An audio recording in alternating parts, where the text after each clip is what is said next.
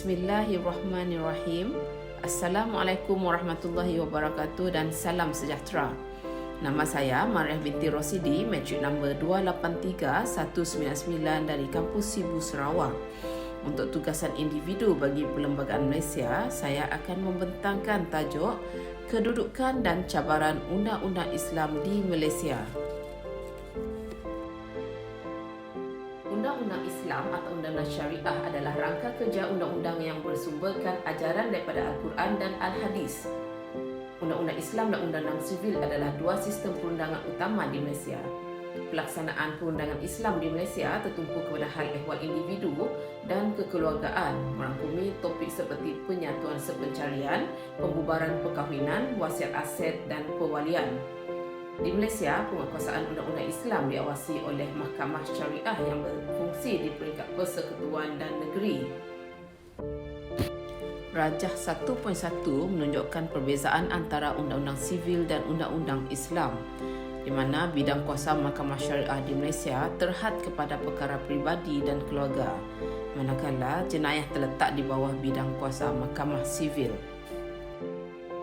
Seterusnya adalah kedudukan undang-undang Islam di Malaysia. Malaysia adalah negara yang majoritinya beragama Islam dengan lebih 60% penduduknya menganut agama Islam. Perlembagaan Malaysia mengiktiraf Islam sebagai agama persekutuan. Menurut perkara 3/1, Perlembagaan Islam diiktiraf sebagai agama rasmi persekutuan dan membenarkan pengamalan agama lain. Perlembagaan juga termasuk peruntukan bagi penubuhan Mahkamah Syariah yang bertanggungjawab dalam pentadbiran undang-undang Islam.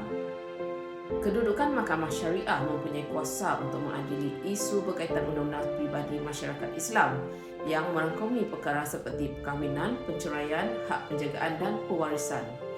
Manakala kedudukan Mahkamah Sivil pula mempunyai bidang kuasa ke atas semua perkara lain. Terdapat juga kesalahan tertentu di bawah undang-undang Islam yang boleh dihukum denda atau penjara di bawah Akta Kesalahan Jenayah Syariah kurungan Wilayah-Wilayah Persekutuan 1997. Rajah 2.1 menunjukkan hierarki Mahkamah Syariah, di mana Mahkamah Rayuan Syariah mempunyai bidang kuasa untuk mendengar dan memutuskan apa-apa rayuan terhadap apa-apa keputusan yang dibuat oleh Mahkamah Tinggi Syariah dalam menjalankan bidang kuasa asalnya dan juga terhadap keputusan rayuannya dari Mahkamah Rendah Syariah. Seterusnya adalah teori dan konsep undang-undang Islam di Malaysia. Undang-undang Islam di Malaysia adalah berdasarkan mazhab Syafi'i yang merupakan salah satu daripada 4 mazhab utama Islam Sunni. Salah satu konsep utama dalam perundangan Islam di Malaysia adalah gagasan maslahah yang merujuk kepada kepentingan atau kebajikan awam. Konsep ini digunakan untuk membenarkan ketetapan undang-undang tertentu yang mungkin tidak dinyatakan secara jelas dalam kitab Islam, tetapi dianggap perlu untuk kesejahteraan masyarakat. Satu lagi konsep penting iaitu ijtihad yang merujuk kepada penaklukan bebas dan tafsiran subhat Islam oleh ulama yang berkelaikan. Ini membolehkan fleksibiliti dan penyesuaian undang-undang Islam kepada perubahan konteks sosial dan budaya. Sistem perundangan Malaysia juga mengiktiraf kepentingan muafakat ataupun ijma' di kalangan ulama' dengan menentukan ketetapan hukum serta penaklukan analogi atau kias untuk mengaplikasikan prinsip undang-undang sedia ada dalam situasi baru. Di samping itu, terdapat penekanan yang kuat terhadap peranan hakim dan dalam mentafsir dan menggunakan undang-undang Islam dengan tumpuan kepada keadilan dan kesaksamaan. Seterusnya adalah struktur dimensi elemen yang berkaitan dengan undang-undang Islam di Malaysia. Struktur sistem perundangan Islam di Malaysia adalah berdasarkan Perlembagaan Persekutuan yang mengiktiraf agama Islam sebagai agama persekutuan yang ditadbir oleh Mahkamah Syariah yang mempunyai bidang kuasa ke atas perkara-perkara seperti perkahwinan, perceraian, pewarisan dan murtad di kalangan orang Islam. Untuk dimensi perundangan Islam pula terbahagi kepada dua kategori. Pertama adalah ibadat yang berkaitan dengan ritual dan amalan keagamaan seperti solat, puasa dan haji. Manakala muamalat berkaitan dengan transaksi sivil dan komersial seperti kontrak, perkongsian dan perbankan. Elemen perundangan Islam di Malaysia ialah bersumber utama dari Al-Quran, hadis, ijma' dan kias. Mahkamah Syariah juga mengambil kira adat dan amalan tempatan semasa membuat keputusan. Seterusnya, pelaksanaan perundangan Islam di Malaysia adalah melalui sistem dui perundangan yang turut merangkumi undang-undang sivil. Orang bukan Islam tidak tertakluk kepada undang-undang Islam, tetapi boleh memilih untuk kes mereka dibicarakan di Mahkamah Syariah jika mereka mahu. Terdapat perdebatan dan kontroversi mengenai pelaksanaan undang-undang Islam di Malaysia. Sesetengah pengkritik berpendapat bahawa ia mendiskriminasi wanita dan bukan Islam serta melanggar hak asasi manusia. Berikut adalah pelaksanaan atau perbandingan undang-undang Islam di Malaysia dengan negara lain. Di Malaysia, sistem perundangan negara adalah berasaskan model hybrid yang menggabungkan undang-undang biasa dan undang-undang syariah. Mahkamah Syariah mempunyai bidang kuasa ke atas perkara yang berkaitan dengan undang-undang keluarga, pewarisan dan kesalahan agama. Pelaksanaan perundangan Islam di Malaysia telah mendapat kritikan daripada kumpulan hak asasi manusia yang mendakwa ia mendiskriminasikan orang bukan Islam dan wanita. Di Arab Saudi, sebagai contoh, sistem perundangan berlandaskan undang-undang syariah sepenuhnya dan hukum seperti sebat dan potong tangan dilakukan untuk jenayah seperti mencuri dan berzina. Di Iran pula, sistem perundangannya berdasarkan undang-undang syariah dan hukum seperti rejam masih digunakan untuk kesalahan tertentu. Untuk isu-isu dan cabaran pelaksanaan undang-undang Islam di Malaysia telah berlakunya konflik antara undang-undang Islam dan undang-undang sivil yang telah wujud bersama, menyebabkan kekeliruan dan ketidakkonsistenan dalam penggunaan undang-undang, khususnya dalam kes yang melibatkan orang Islam dan bukan Islam.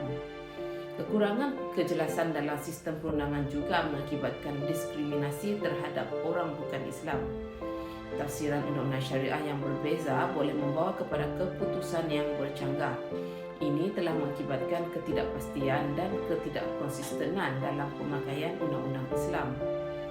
Pelaksanaannya juga telah dikritik kerana berat sebelah terhadap lelaki. Sebagai contoh, di bawah undang-undang Islam, seorang lelaki boleh menceraikan isterinya dengan hanya berkata, "Saya ceraikan awak," sebanyak 3 kali, manakala seorang wanita perlu melalui proses undang-undang yang panjang untuk mendapatkan penceraian. Kerajaan telah dituduh menggunakan undang-undang Islam untuk kepentingan politik, terutamanya semasa pilihan raya, sehingga membawa kepada persepsi bahawa undang-undang Islam digunakan sebagai alat untuk mengawal dan bukannya untuk keadilan. Contohnya sejarah hitam negara, iaitu tragedi rusuhan 13 Mei 1969. Timbul kebimbangan tentang keadilan dan perkadaran hukuman dan penguatkuasaan undang-undang Islam kerana terdapat kes di mana individu telah dihukum berat kerana melanggar undang-undang syariah, seperti merotan kerana meminum arak atau melakukan hubungan seks sebelum berkahwin. Rajah 6.1 adalah petikan akbar sejarah hitam negara, iaitu tragedi rusuhan kaum 13 Mei 1969 yang berkaitan rapat dengan pilihan raya umum 10 Mei 1969, sehingga ia membawa kepada persepsi bahawa isu perkauman dan undang-undang Islam digunakan untuk kepentingan politik. Berikut antara 5 kekuatan undang-undang Islam di Malaysia. Yang pertama adalah pemeliharaan nilai-nilai Islam bagi membantu memelihara dan mempromosikan nilai dan prinsip Islam dalam masyarakat untuk menjalani kehidupan mereka mengikut ajaran Islam. Kedua adalah undang-undang Islam di Malaysia amat menitik beratkan perlindungan hak keluarga dan menyediakan garis panduan untuk perkahwinan, perceraian, pewarisan dan hak penjagaan anak yang berdasarkan prinsip keadilan dan kesaksamaan. Yang ketiga pula adalah Mahkamah Islam mudah diakses oleh orang Islam di Malaysia, terutamanya di kawasan luar bandar di mana Mahkamah Sivil mungkin lebih sukar. Yang keempat pula adalah undang-undang Islam di Malaysia adalah fleksibel dan boleh disesuaikan dengan keadaan yang berubah-ubah. Ini membolehkan pembangunan prinsip dan tafsiran undang-undang baharu yang selaras dengan objektif syariah. Yang kelima adalah undang-undang Islam di Malaysia disepadukan dengan undang-undang sivil yang membolehkan kewujudan bersama yang harmoni antara kedua-dua sistem perundangan. Manakala kelemahan undang-undang Islam di Malaysia adalah kurangnya keseragaman dalam pemakaian undang-undang Islam kerana wujudnya pelbagai aliran pemikiran dan tafsiran. Kedua, undang-undang Islam hanya terpakai kepada orang Islam yang membawa kepada layanan yang tidak sama rata di bawah undang-undang untuk orang bukan Islam.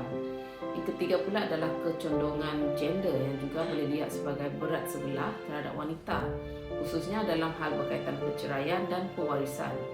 Yang keempat pula adalah keputusan yang dibuat oleh Mahkamah Islam tidak tertakluk kepada semakan kehakiman oleh Mahkamah Sivil yang boleh membawa kepada ketidakkonsistenan dan potensi penyalahgunaan kuasa. Yang kelima pula adalah penguatkuasaan undang-undang Islam boleh menjadi mencabar, terutamanya apabila ia melibatkan isu berkaitan kepolisian moral dan moral awam. Berikut adalah analisis berkaitan perundangan Islam di Malaysia. Antaranya adalah tafsiran dan aplikasi undang-undang syariah dalam sistem perundangan negara. Terdapat perdebatan mengenai sama ada mahkamah syariah sepatutnya mempunyai bidang kuasa ke atas perkara sivil yang melibatkan orang Islam atau sama ada mahkamah sivil harus mempunyai bidang kuasa eksklusif. Isu lain adalah keserasian undang-undang syariah dengan prinsip hak asasi manusia dan jaminan perlembagaan. Kerajaan Malaysia telah menubuhkan pelbagai institusi untuk menyelia dan mengawal undang-undang Islam di negara ini, termasuk Jabatan Kemajuan Islam Malaysia ataupun JAKIM yang bertanggungjawab membangunkan dan melaksanakan dasar berkaitan hal ehwal Islam, dan Jabatan Kehakiman Syariah yang menyelia pentadbiran keadilan di Mahkamah Syariah. Selain itu, terdapat peningkatan minat dalam kewangan Islam di Malaysia yang beroperasi di bawah prinsip syariah. Negara ini telah menjadi hub untuk kewangan Islam dengan banyak bank antarabangsa menubuhkan operasi kewangan Islam mereka di Malaysia. Seterusnya adalah cadangan untuk menambah baik sistem perundangan Islam di Malaysia atas tujuan untuk meningkatkan latihan dan pendidikan hakim dan peguam syariah. Ini melibatkan penyediaan latihan yang lebih komprehensif dan khusus untuk memastikan mereka mempunyai pahaman yang lebih mendalam tentang undang-undang Islam dan aplikasinya dalam masyarakat moden. Selain itu, terdapat cadangan untuk penubuhan Akademi Syariah Kebangsaan yang menyediakan latihan piawai untuk hakim dan peguam syariah. Satu lagi penambahbaikan yang telah dicadangkan ialah penubuhan sistem mahkamah syariah berpusat yang akan memastikan ketekanan dan keseragaman yang lebih besar dalam pemakaian undang-undang Islam di seluruh negara. Terdapat juga cadangan untuk lebih ketelusan dan accountability dalam sistem perundangan Islam yang memastikan semua keputusan yang dibuat oleh mahkamah syariah tersedia secara umum dan tertakluk kepada semakan oleh mahkamah tinggi atau badan bebas.